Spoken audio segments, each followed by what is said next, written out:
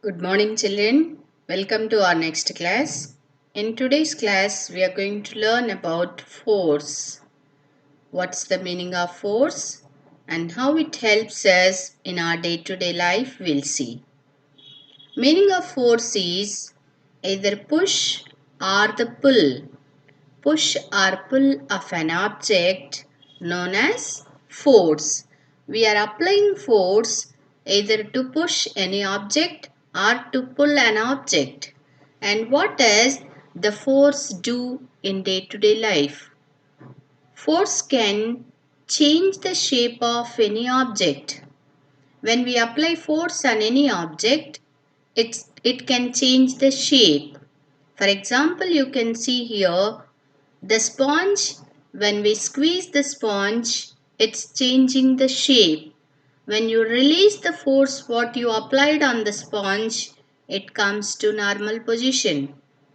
And force can change the direction. Here in the picture, the batsman actually wants to throw the ball front, but it escaped and moving backward. That much That means the force can change the direction of an object. So force can change the shape of an object. Force can change the direction of an object. And see in this picture what force is doing. Force can stop the moving object. If any object is moving, to stop the movement of that object, even the force can utilized. Force is able to move, able to stop the moving objects. So, how many things the force is doing? Force can change the shape of an object. Force can change the direction of an object. Force can stop the moving things. And many more things we can do by applying the force. Depending upon what is pushing or pulling, depending on the push and pull, the action what is done by the force changes. When a batsman hits the ball, you had seen just now, it changes the direction of the moving ball and also speed of the ball. How much speed the ball is moving, that's also depend on the force what we are applying. It can also stop moving objects. Yes, so these are the things the force is able to do. And now we will see the different types of forces. One is, as you all are very familiar with this is a magnet. A magnet can pull or attract the things made of iron. The things which are made by iron, they can get attracted towards magnet. Why they are getting attracted? Because this is pull of the magnet. Magnet is able to pull the iron objects towards itself. So it is known as magnetic force. So which is pulling the iron nails towards them, called as magnetic force. You can observe even on the doors of the refrigerator have a magnet that attracts each other. This help in closing the door of the refrigerator. So in your refrigerator fridge you can see this type of magnets, and you can also stick some pictures which have the magnet at back. If a magnetic piece is there, that you can stick to your refrigerator. So the magnet is attracting the iron objects because of the force or the pull of the magnet force is only known as magnetic force. Due to this, it's attracting the objects. And one more thing, when you throw anything up in the universe, again it will come and fall in your hands or in the ground. When you throw a ball upward direction, then automatically the ball again fall on the ground. Why? Because the ground is showing some force called as gravitational force. So it is pulling the objects towards its side.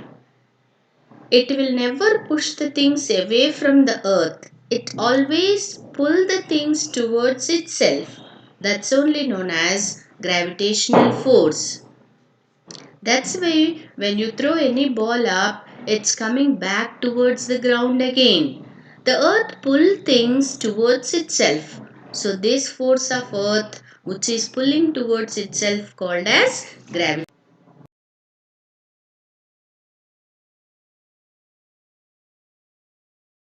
Are sliding on each other. They are coming in contact. The table is coming in contact with the ground.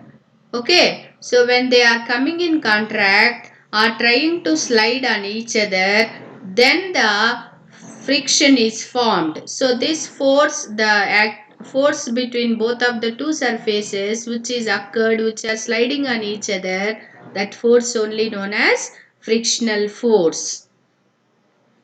Friction makes it difficult to move the table. When you try to push a table, see how this boy is trying to push a table along the floor, then this friction makes it difficult to move the table.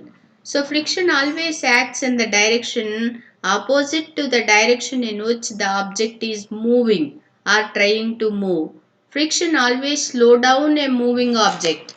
It won't allow to move very freely. It tries to stop the moving object. And frictional force is more on a rough surface. One should be rough surface, one should be smooth surface. Then the friction will be more.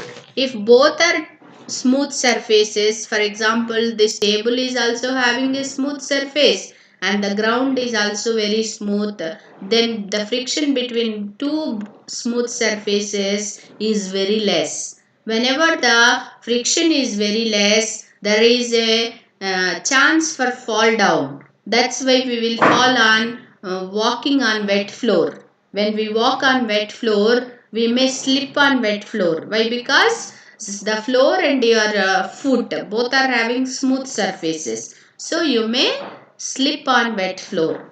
But instead of that, where one surface should have a rough surface and one object should have smooth surface. Then the friction is created and work can done smoothly. And then friction is also produces heat. Example, if you rub both of your hands, then heat is produced inside in between your arms. Your hands start feeling warmer when you rub like that. So why you are feeling warmer means the frictional force is created between both of your hands when both are rubbing to each other, when both the surfaces coming in contact with each other. So this is all about frictional force, children. Now we will see what are the questions given in S3 and S4. Once see your volume book, page 27. Draw a ball falling on a ground and show the gravitational force. So in page number 27, we'll see the worksheet page number 27. Draw a ball falling on a ground and show the gravitational force. You need to draw one ball and how it is falling on the ground you have to explain. How this is falling in the ground you need to explain. Draw in a diagrammatic way and show that.